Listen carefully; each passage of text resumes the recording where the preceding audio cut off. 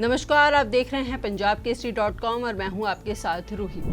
Delhi high court ने केंद्र सरकार से कोविड की अगली लहर की तैयारियों के संबंध में स्टेटस रिपोर्ट मांगा है। कोर्ट ने सैंपल कलेक्शन, सैंपल सेंटर और परिवहन नीति के लिए न्यूनतम मानकों को स्थापित करने में देरी पर चिंता जताई है।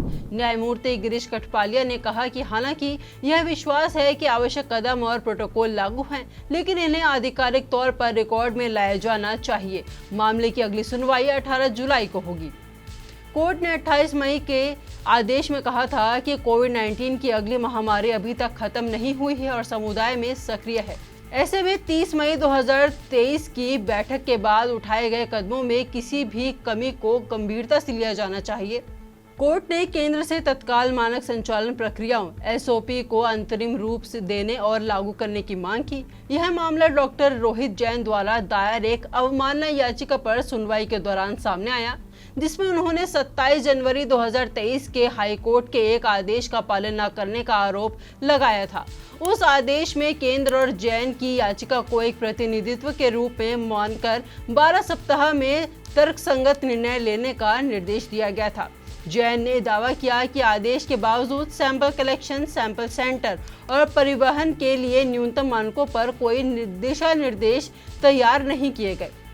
पीठ ने जैन की याचिका का एक निपटारा करते हुए केंद्र को इसे एक अभिवेदन के रूप में लेने और 12 सप्ताह में तर्कसंगत आदेश पारित करने का निर्देश दिया। अदालत ने केंद्र की स्थायी वकील मोनिका अरोड़ा को यह सुनिश्चित करने को कहा कि संबंधित अधिकारी निर्देशों में अवगत हो और 6 सप्ताह में स्थिति रिपोर्ट पेश करे। 30 मई 2023 को स्वास्थ्य सेवाओं के अतिरिक्त महानिदेशक की अध्यक्षता में एक बैठक हुई, जिसमें याचिकाकर्ता को भी आमंत्रित किया गया। बैठक में पैथोलॉजी, बायोकेमिस्ट्री, हेमेटोलॉजी और माइक्रोबायोलॉजी विशेषज्ञों की 4 उप समितियों के गठन का निर्णय लिया गया।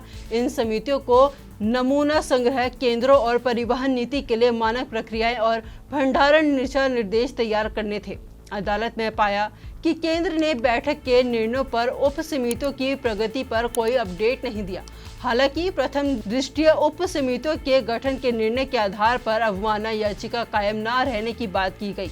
अदालत के मामले की अगली सुनवाई 18 जुलाई 2025 के लिए निर्धारित की गई है और केंद्र से तत्काल मानक संचालन प्रक्रियाओं (SOP) को लागू करने और स्थिति रिपोर्ट प्रस्तुत करने की अपेक्षा की है। इसी तरह की तमाम अपडेट्स के साथ बने रहिए और देखते रहिए पंजाब केसरी.com।